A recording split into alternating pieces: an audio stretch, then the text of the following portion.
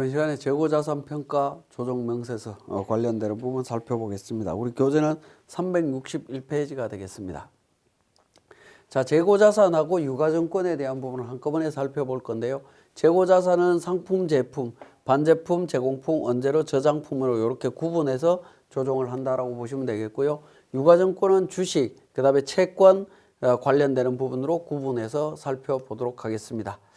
자, 재고자산 및 유가증권에 대한 평가 방법인데, 재고자산은 원가법과 저가법 둘 중에 하나 선택하도록 되어 있고요. 원가법에는 개별법부터 매가환원법까지 이 중에 하나 선택하도록 되어 있습니다. 그 다음에 저가법은 취득가액과 기업회계 기준에 의한 시가 중에 낮은 가액으로 하도록 되어 있습니다. 그래서 가능하면 저가법으로 또는 저가법 중에 비교 대상이 되는 방법, 원가법 방법을 하나 선택하는 방법이 되겠죠. 자, 유가증권과 관련되는 부분은 평가 방법은 개별법, 채권의 경우에 한해서 개별법이고요. 주식이라든가 이런 부분들은 총평균법, 이동평균법 중에 선택하도록 되어 있습니다. 자, 재고자산 평가 방법 신고와 변경신고인데 법인 설립일이 속하는 사업연도에 과세표준 신고 기한까지 평가 방법을 신고하거나 하시면 됩니다. 그리고 한번 평가 방법을 신고했는데 이걸 변경하고자 한다면 변경할 방법을 적용하고자 하는 사업연도 종료일 이전 3개월입니다. 이전 3월이 되는 날까지 신고해달라. 12월 말까지, 12월 말 법인인 경우에는 3개월이면 그러니까 그 9월 말까지 그러니까 재고자산 평가 방법 신고서를 접수를 하셔야 됩니다. 자, 무신고 임의 변경 시의 평가 방법 어떻게 되느냐? 일반적인 재고자산은 선입선출법이라고 합니다. 신고 방법을 신고를 안 했다라고 하면 선입선출법으로 재고자산을 평가하시면 됩니다. 그런데 매매 목적용 부동산은 개별법이고요. 유가증권은 총평균법이 되겠습니다. 그런데 임의로 변경을 했다라는 부분이죠. 임의로 변경하게 되면 무신고에 의한 방법에 의한 가액과 당초 신고한 방법하고 비교해서 둘 중에 큰 금액으로 하도록 되어 있습니다. 그래서 무신고 임의 변경에 대해서 어떻게 적용하는지 확인하시면 되겠습니다. 자, 세무조정과 관련되는 부분이 되겠는데, 자, 세법상 평가 금액이 장부상 평가 금액보다 크다라는 거죠. 예를 들어서 세법상 15,000원이고 장부상 10,000원이다라고 가정을 하면 5,000원만큼 기말 재고자산이 늘어났죠. 기말 재고자산이 늘어났다는 얘기는 당기순이익이 늘어난다라는 얘기입니다. 입금 산입 유보 처리가 되는 거죠. 그러니까 송금 불산입 유보 처리가 되는 거고요. 차기에 송금 산입 유보 처리를 합니다. 자, 반대의 경우로 자, 세법상의 가액이 10,000원인데 장부상 가액은 15,000원이다라는 겁니다. 과대평가됐습니다. 기말 재고자산이 너무 높아져 있죠. 너무 높아져 있기 때문에 낮춰야 됩니다. 낮춘다는 얘기는 기말 재고자산이 낮아지게 되면 당기순이익은 감소하게 되어 있습니다. 그죠? 송금 산입 유보 처리하고 다음 연도에 바로 송금 불산입 유보 처리하도록 되어 있습니다. 자, 이 부분은 바로 이렇게 세무조정이 일어나는 이유는 우리 매출원가를 한번 보시면 됩니다. 자, 당해 연도에 당기 매출원가는 기초, 매입, 기말이죠. 그죠? 기말로 이렇게 구성이 되어 있습니다. 자, 기말이 예를 들어서 15,000원이다 라고 가정을 했는데, 자, 15,000원이다 라고 가정을 했는데 이게 세법상에는 10,000원이다 라는 겁니다. 그래서 송금 산입 5,000원 유보를 했습니다. 근데 이 기말은 차기로 넘어가면 기초, 매입, 그죠? 그 다음에 기말이 될 겁니다.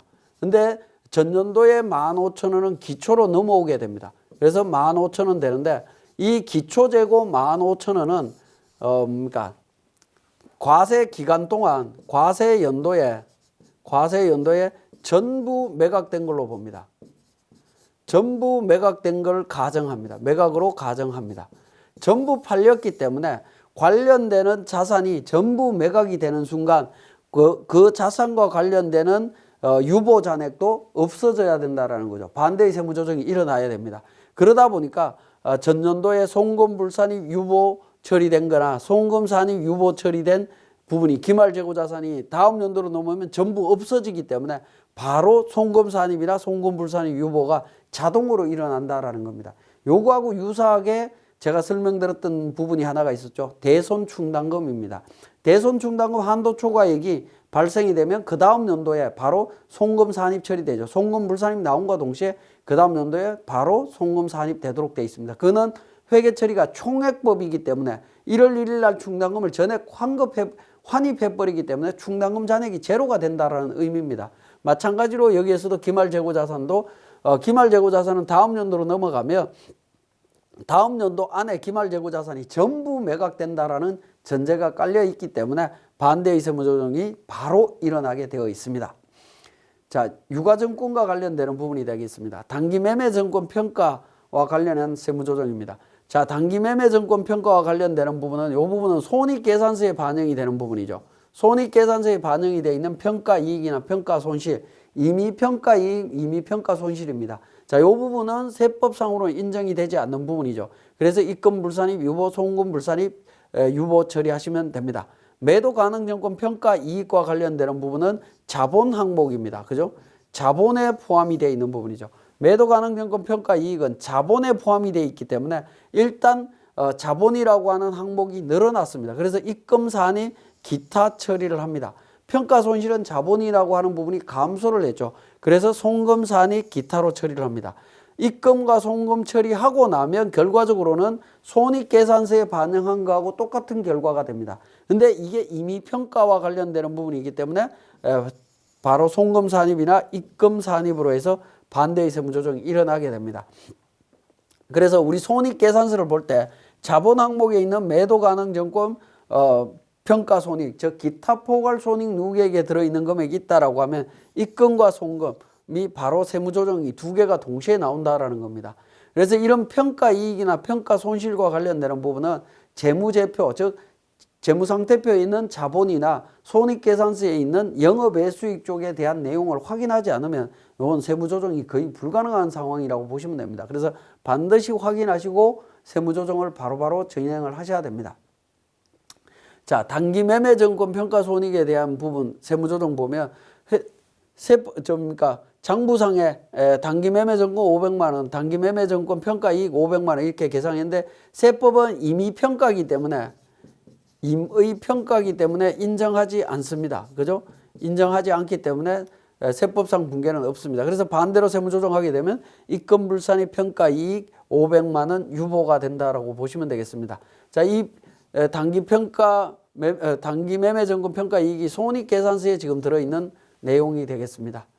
자, 매도가능증권에 대한 부분을 보면 매도가능증권 평가손실, 매도가능증권 나오는데 요거는 자본 항목입니다. 그죠? 자본 항목 중에 기타 포괄손익 누계액에 들어가는 부분이고요. 세법상에는 분계가 없습니다. 왜냐하면 임의평가이기 때문에 그렇습니다. 그죠? 임의평가에 대해서는 인정을 하지 않습니다. 자, 그래서 조정분계가 이렇게 나타나게 되고요. 세무조정으로 들어가게 되면 자본의 증가로 이익이 감소했기 때문에 송금산이 매도가능증권 평가손실 200만 원 기타로 처리를 합니다. 그리고 자산의 증가로 입금 산입해서 유보 처리하도록 되어 있습니다. 그래서 이 두 가지 세무조정이 동시에 나온다라는 거 기억을 하셔야 되겠는데 어쨌든 매도가능증권 평가손익과 관련되는 부분은 재무상태표의 자본 항목을 보셔야만이 확인하실 수가 있습니다. 자, 파손품 등에 대한 평가와 관련되는 부분입니다. 재고자산 중에서 파손, 부패 등의 사유로 인해서 정상가액으로 판매할 수 없는 것은 사업연도 종료일 현재 처분 가능한 시가로 평가할 수 있습니다. 결산조정 항목으로 해서 처리할 수 있다는 거 기억하시면 되겠고, 자, 평가 손실이 인정되는 주식과 출자 지분에 대한 부분 한번 확인을 해보면요. 평가 손실 송금 인정해 줍니다. 주식에 대해서 평가 손실 인정해 주는데 그 요건이 있습니다. 요건이 있는데 그 요건을 한번 보시면 다음 어느 하나에 해당하는 주식으로서 그 발행법인이 부도가 발생했거나 회생계획 인가 결정을 받았거나 부실 징후가 있는 주식, 요 주식은 평가 손실을 인정할 수 있습니다. 근데 어떤 주식이냐라고 보니까 주권상장법인이 발행한 주식이고요. 중소기업 창투회사가 회사 또는 신기술 사업 금융업자가 보유하고 있는 주식 중에 각각 창업자 또는 신기술 사업자가 발행한 주식입니다. 그렇게 발행된 이 주식이 부도가 났다라고 할 때 평가 손실을 계상할 수 있습니다. 근데 가업원이나 나업원은 우리 일반적인 케이스는 좀 적용하기가 어렵고요. 다업원 같은 경우에 특수관계 없는 비상장법인이 발행한 주식도 부도가 나거나 했을 때 평가 손실을 계상할 수 있습니다. 다만 이제 특수관계라는 범위가 어떻게 되느냐 하는 건데, 특수관계는 지분율이 5% 이하이면서 취득가액이 10억 원 이하인 주식을 말합니다. 그래서 5%와 10억 원, 우리가 10억 원이라고 하는 취득가액은 그러니까 일반적으로 뭐 접할 기회가 별로 없을 겁니다. 대부분 10억 원 이하일 겁니다. 그런데 지분율은 5%가 넘어가는 경우가 굉장히 많습니다. 그래서 지분율 5% 넘는 것 때문에 평가 손실을 계상할 수가 없는데요. 어쨌든 특수관계 없는 비상장법인이 발행한 주식에 대해서 부도가 났다라고 하면 평가 손실을 계상할 수 있습니다. 주식 등을 발행한 법인이 파산한 경우에 당해 주식, 이 부분도 평가 손실을 계상할 수 있습니다.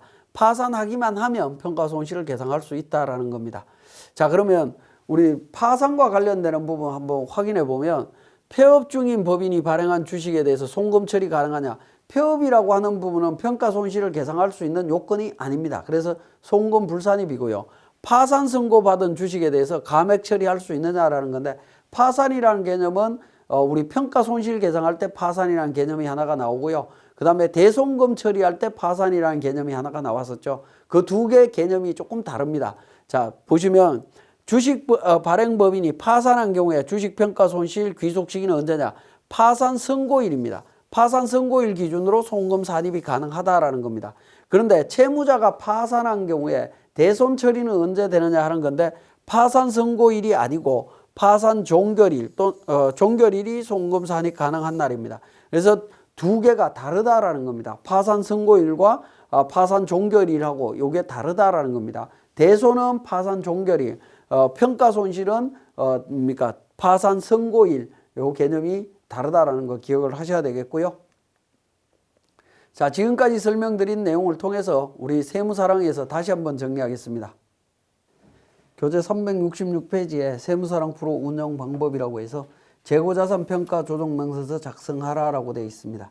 재고자산과 관련되는 정기유보잔에 재고자산 평가증 500만 원 송금 산입되어 있다라고 되어 있습니다. 자, 송금 산입되어 있는 부분은 바로 즉시 반대의 세무조정이 일어나야 된다라는 거죠. 송금 불산입 유보로 처리하시면 됩니다. 자, 그래서 우리 소득금액 조정 합계표에서 바로 정리하시면 되겠습니다. 전기 재고자산 관련되는 부분이 되겠습니다. 상품 관련해서 500만 원 유보 감소 처리하시면 됩니다. 자, 기말 재고자산과 관련해서 내용이 나와 있습니다. 이 기말 재고자산과 관련해서는 항상 재무제표를 통해서 확인을 해 보셔야 되겠죠. 재무제표의 12월 달 합계잔액 시산표를 통해서 한번 보시면, 자, 상품은 1억 1,390만 원, 원재료 2,600, 그러니까 제품 4,800, 4,000원에서 내용이 나와 있습니다. 자, 요 내용이 평가를 하는데 선입선출법에 의한 평가 금액하고 평가 방법이 있습니다. 평가 방법, 상품은 이동평균법, 원재료 후입선출법, 제품 이동평균법, 이렇게 다 상품 종류별로 다양하게 이렇게 처리해도 되느냐라는 부분입니다. 다양하게 처리 가능하다라는 부분입니다. 제가 교재에 우리 보시면 그 361페이지에 재고자산 표에 보시면 재고자산에 제품, 상품, 반제품, 제공품, 원재료, 저장품이 있는데 가나다 있죠. 가나다에 따라서 정리를 하시면 되겠습니다. 그래서 상품과 제품은 같은 구간에 있고요. 원재료는 다른 구간에 있죠. 다른 구간에 있기 때문에 방법을 달리 적용할 수 있습니다. 자, 3번에 상품, 제품 평가 방법은 이동평균법, 나머지는 신고하지 않았다. 원재료에 대해서는 신고하지 않았습니다. 이거는 뭐 제가 극단적으로 가정을 한 부분이라고 이해를 하시면 되겠고요. 자, 회사가 보유하고 있는 유가증권에 대해서 상장 주식으로서 기업회계 기준에 따라서 평가했다라는 겁니다. 단기매매증권이나 매도가능증권, 시장성이 있는 경우에는 시가로 평가하도록 되어 있습니다. 그래서 시가로 평가되어 있는지 보시면 단기매매증권은 손익계산서에 반영이 되어 있을 겁니다. 손익계산서 영업외수익 쪽에 보시면 단기매매증권 평가이익이라고 해서 500만 원 계상이 되어 있죠. 그죠? 이 500만 원 계상되어 있는 이 금액은 그러니까 기업회계에서는 적당하게 처리했을지 모르지만 세법상으로는 평가이익이 인정이 안 된다라는 겁니다. 그래서 바로 세무조정으로 들어가시면 됩니다. 소득금액 조정 합계표에 가셔갖고 세무조정을 진행을 합니다. 자, 매도가능증권 평가이익 금액에 대해서 그러니까 500만 원이네요. 500만 원. 단기 매매 정권이 1,000만 원에서 500이니까 500만 원 평가 이익이 계산이 되어 있는 부분들이 있을 겁니다. 자, 그 부분 세무조정을 통해서 정리를 하시면 되겠습니다. 자, 제가 지금 세무조정 내용을 찾아보니까 자, 평가 이익 관련되는 부분이네요. 단기 매매 정권 평가 이익 500만 원 유보로 처리하시면 됩니다. 자, 매도 가능 정권 관련해서는 2,000만 원이 돼 1,800만 원 돼 있습니다. 자, 이 부분도 우리 합계 잔액 시산표에서 내용 찾아보시면 됩니다. 자본 항목 쪽에 보시면 기타 포괄 손익 누계액이라고 해서 기타 매도 가능 정권 평가 손실 200만 원 나와 있죠. 자, 이 부분 계상되어 있는 부분 이미 평가이기 때문에 반대의 세무조정 하시면 됩니다. 자본 항목에 있는 부분이기 때문에 먼저 송금 산입부터 먼저 합니다. 송금 산입 200만 원 기타로 처리를 하고요. 송금 인정하고 보니까 이미 평가 이익이다라는 겁니다. 그래서 200만 원에 대해서 그러니까 유보로 처리하도록 되어 있습니다. 자, 유가증권과 관련해서는 뭐 어떤 조정 명세서에서 작성해서 평가를 하셔도 되겠지만 바로 이렇게 재무제표를 보고 세무조정하는 것도 한 가지 방법이 되겠습니다. 자, 법인조정으로 가셔갖고 과목별 세무조정 로마 숫자 1번에 보시면 재고자산 유가증권 평가 조정 명세서가 있습니다. 여기서 조정을 하셔도 됩니다. 자, 유가증권과 관련되는 부분 그대로 하시면 되는데, 자, 첫 번째 재고자산 평가 방법 검토 부분입니다. 제품, 상품은 이동평균법으로 신고를 했다라고 했습니다. 그리고 평가도 이동평균법으로 했습니다. 그래서 적정하다라고 보시면 되겠고요. 원재료는 무신고했습니다. 그죠? 그래서 무신고로 선택을 했고, 무신고로 되어 있고요. 그 다음에 평가 방법은 후입선출법으로 평가를 했습니다. 완전 엉망진창으로 평가를 했네요. 자, 그러니까 적합하지 않습니다. 유가증권도 무신고로 되어 있고 시가법으로 평가를 했습니다. 그래서 적정하지 않습니다. 자, 그러면 이제 평가 조정 금액에 들어가서 각 자산별로 정리를 하시면 됩니다. 상품에서 회사 장부 금액은 1억 1,390만 원이죠. 1억 1,390만 원이고 신고한 금액 기준으로는 세법상 신고 금액 1억 1,390만 원. 그래서 조정 사항이 없습니다. 금액은 없고요. 원재료 관련되는 부분은 2,600만 원입니다. 그런데 선입선출법으로 2,700이고 후입선출법으로 평가를 했다라는 겁니다. 어쨌든 후입선출법으로 평가했지만 무신고가 되어 있는 상태이기 때문에 무신고나 임의평가 선입선출법 금액 2,700만 원에서 100만 원에 대해서 세무조정을 하시면 됩니다. 자, 제품에 대해서는 4,800으로 되어 있습니다. 4,800만 4천 원인데 세법상 금액으로 평가를 했습니다. 그래서 문제될 건 없습니다. 조정사항 없고요. 자, 유가증권과 관련해서 단기매매증권, 매도가능증권 제가 여기에 기록을 했습니다. 그죠? 500만 원, 200만 원 관련되는 부분 했습니다. 자, 여기에서도 마찬가지로 매도가능증권과 관련해서는 평가 이익에 대한 부분은 그러니까 세무조정사항을 여기서 관리할 수 있겠지만 그러니까 자본금에 포함되어 있는 기타 포괄 손익 누계액에 포함되어 있는 세무조정은 누락될 수 있습니다. 그렇기 때문에 유가증권과 관련되는 부분은 우리 재고자산 유가증권 평가 조정 명세서에서 함께 조정을 하시되 재무제표를 보고 같이 관리해야 된다라는 겁니다. 그래서 명세서를 다 작성하셨으면 F3번 조정 등록을 통해서 세무조정을 진행을 해주시면 되겠습니다. 하단 부분에 우리 평가와 관련해서 세무조정 사항은 순액으로 알려주고 있습니다. 순액으로 알려주고 있지만 우리 교재 368페이지에 나와 있는 것처럼 그러니까 자산별로 세무조정 내역을 별도로 기록을 하시는 것이 좋겠습니다. 특히 다시 강조드리면 매도가능증권과 관련되는 부분은 이 조정명세서에서 내용을 갖고 세무조정하기보다는 반드시 367페이지에 있는 것처럼 장부상에 반영되어 있는 회계 붕괴 내용을 확인하신 다음에 세무조정을 하셔야 된다는 거 말씀드리면서 마치도록 하겠습니다.